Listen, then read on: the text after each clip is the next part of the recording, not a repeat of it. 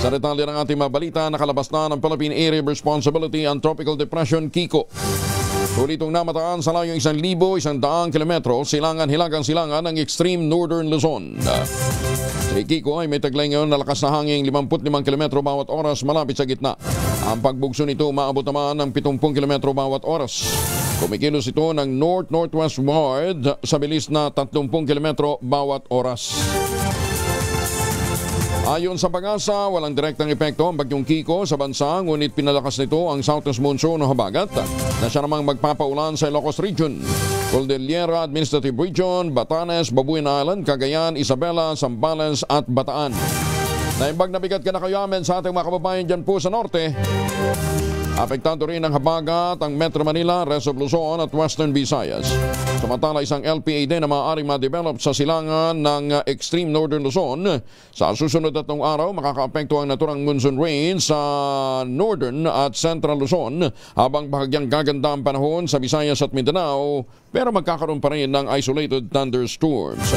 Nabano sa ating ikalawang bahagi ay si Chanel Dominguez mula sa Pag-asa. Buti na lang si Kiko, hindi na merwisyo, no ha? Good morning, Ma'am Chanel. Magandang umaga din po sa inyo, Sir Angel. Magandang umaga din po sa mga taga-subaybay po natin. Para po sa ating weather update, sa ngayon wala na tayong binabantayan na anumang bagyo or low pressure area sa loob at labas ng ating sa loob po ng ating Philippine Area of Responsibility.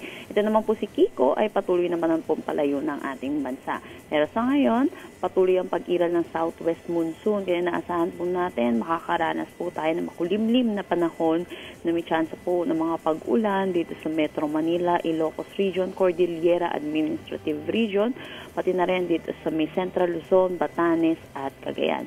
Sa nalalabing bahagi naman ng ating bansa, magiging maaliwalas naman ang ating panahon, pero asahan din natin yung mataas na tsansa ng mga pagbuhos ng pag-ulan, lalo na sa hapon at sa gabi, dulot ito ng mga localized thunderstorms. At yan po muna ang latest dito sa Pag-asa with the Forecasting Center. Chanel Dominguez po, magandang umaga. Wala din tayong gale warning, ha? Wala po. Wala din, no? So, pwede maglayag yung mga mangingisda natin. Yes po. Thank you, Ma'am Chanel. Good morning. Good morning. Si Chanel Dominguez mula po sa Pag-asa.